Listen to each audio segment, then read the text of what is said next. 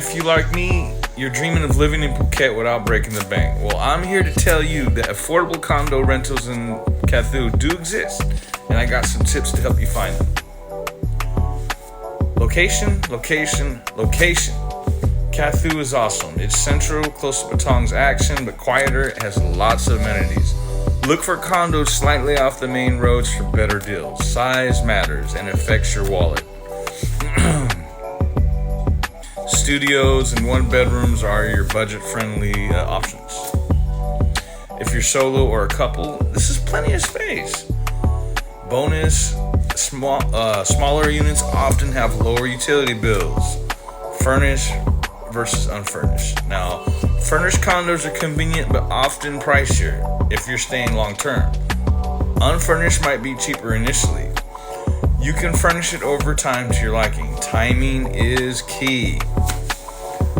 Low season, May through October, usually has the better rental deals. Landlords are more flexible then, so you can negotiate resources to the rescue.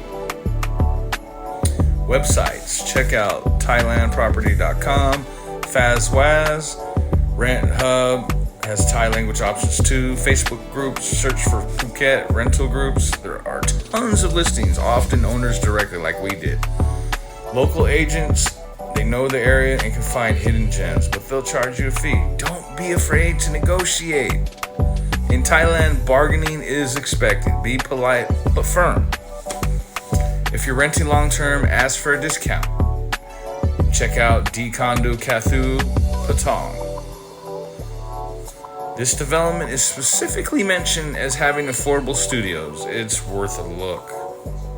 Bonus tip, if you're flexible on location, explore nearby areas like Lok Palm or Chalong.